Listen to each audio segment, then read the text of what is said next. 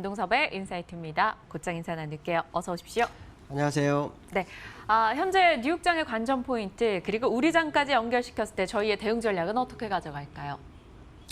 미국 시장이 어저께도 상승을 했죠. 상승의 이유가 그러니까 월마트 같은 기업들의 실적이 좋아졌죠. 그다음에 지표 중에서 뭐 주택 착공이라든가 뭐 실업비용 뭐 이런 거에 대해서 굉장히 좋게 나왔어요.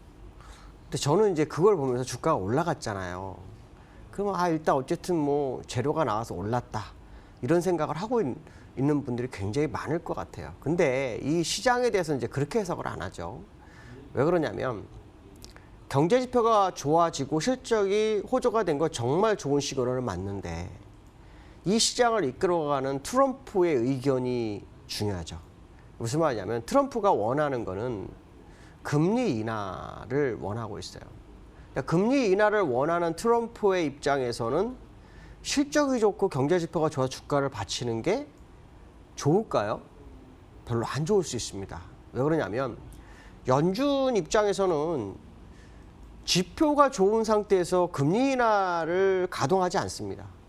그래서 연준이 마지못해서 얘기한 게 인플레이션 1.5 밑으로 내려가면 금리 인하 가능성을 열어둔다. 뭐 이런 정도였거든요. 근데 인플레이션도 2%, 원래 목표치 2% 근접까지 왔어요. 이 상태는 오히려 긴축을 가야 되지 양적 완화 쪽으로 가는 상황은 아닐 거라는 거죠. 결론적으로 말하면 지표가 좋아 실적 호조가 좋아했다는 것이 시장을 끌어올린 재료가 된 것은 사실이나 제가 항상 말씀드린 것 중에 하나가 주가를 끌어가기 위해서는 주재료가 있어야 한다. 그것도 추세적인 주재료가 있어야 되는데 그 주재료가 수면 밑으로 더 내려가는 상황이 연출될 수 있다. 그렇다면 결국 시장에서 나올 수 있는 재료 중에 하나가 금리 인하인데 금리 인하가 멀어져가는 상황이라면 지금의 반등을 보고 상승한 걸 보고 와 미국이 강하다 정도만 생각하지 이걸 가지고 미국이 계속 갈 거다라는 생각하기에는 굉장히 부담스럽지 않을까라는 생각이 듭니다. 얼마 전에 제가 잠깐 말씀드렸지만 미국에서 트럼프 대통령이 할 수 있는 정책은 다 썼습니다. 사실 재정 정책도 했고요. 감세 정책도 했고요. 그다음에 재정 적자나 무역 적자를 줄이기 위한 뭐 무역 분쟁까지 일으키고 있는 상황인데 결과가 없는 상황이죠. 자, 그런 상황 속에서 할 수 있는 거 이제 통화 정책 외에 하나밖에 없는데 통화 정책을 할 수 있는 어떤 명분을 희석시키는 재료가 나왔다? 그렇다면 이걸 좋게 보기는 좀 어렵지 않을까. 그래서 항상 재료가 어쩔 때는 이 재료가 되게 좋은데 악재가 되기도 하고 호재가 되기도 합니다. 예를 들어서 실업률이 지금처럼 실업률이 더 높아지거나 뭐 실업 청구 건수가 높아지거나 이런 상황이 나오면은 금리 인하 오나 이런 분위기로 또 갈 수도 있는 거거든요. 그러니까 어쨌든 그것은 상황에 따라서 해석이 좀 분분할 수 있다라고 말씀드릴 수 있고요. 월봉 상황은 꼭 봐야 합니다. 이건 정말 꼭 머릿속에 기억을 하고 계셔야 됩니다. 왜냐하면 월봉에서 5월선 또 탈환을 했습니다. 그러니까 미국도 대단한 장이죠. 5월선 깨트렸다 5월선 다시 탈환을 합니다. 근데 이 5월선 탈환한 시점이 이 5월선은 참 재밌지 않습니까? 한번 5월선을 자세히 보시면 이렇게 하나, 둘, 세 번째거든요. 그러니까 세 번째의 봉우리가 완성되고 있는 상황이라고 판단한다면 가파르게 쳐올리지 않는 미국장의 모습은 일시적 상승을 가지고 추세적 상승으로 해석을 해서는 위험하지 않겠나라는 생각을 해봐야 될 것 같고요. 두 번째는 이 미국과 분쟁하고 있는 중국에 대한 얘기를 좀 해야 될 것 같습니다. 제가 요즘 중국 얘기 굉장히 많이 하죠. 근데 중국이요, 보복을 설설 하죠. 그러니까 지난번에 그 2천억 불 관세를 미국이 부과하니까 중국도 650억 불 관세 부과에 대한 언급을 했죠. 그러고 난 다음에 이 국채를 3월에 한 104억 불 정도 팔았습니다. 이제 이게 저는 이제 꼭 중요하게 얘기해야 될 부분 중에 하나라고 보는 거죠.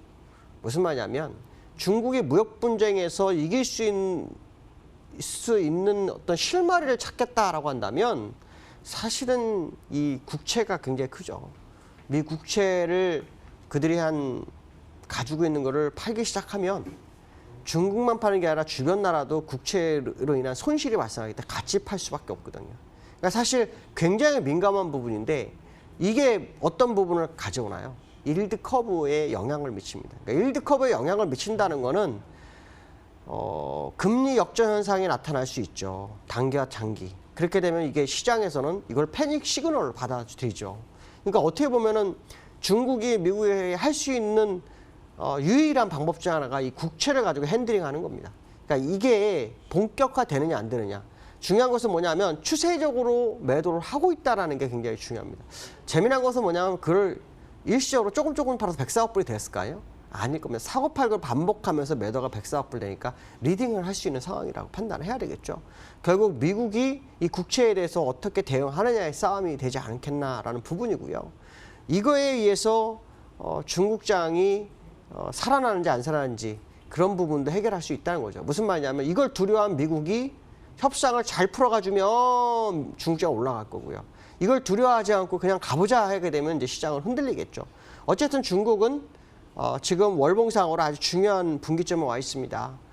지금 요 장대 양봉 요거 딱 거의 한 3분의 1 조금 더 내려왔거든요. 여기서 만약에 되돌리지 못하면 중국도 장이 없습니다. 그러니까 미국이나 중국이나 장은 위치가 다를 뿐이지 거의 비슷한 흐름을 가져가고 있는 것은 사실이라는 생각을 해봐야 될 것 같습니다. 세 번째 이슈를 볼까요? 세 번째 이슈는요. 어저께 외국인 매도가 조금 걸려서 말씀을 드립니다. 그러니까 어저께 외국인들이 매도를 했는데요. 금액으로는 뭐 한 4천억, 그 다음에 프로그램에서 한 3천억 팔았어요. 근데 문제가 좀 있어요. 뭐냐면 이 프로그램 매도하고 순수 매도 합계 수량 매도가 3,100만 주 정도 됩니다. 그러니까 어마어마하게 팔았습니다. 어마어마하게. 오늘도 한 220만 주 팔고 있는데 어저께 1,958만 주 정도 팔았거든요.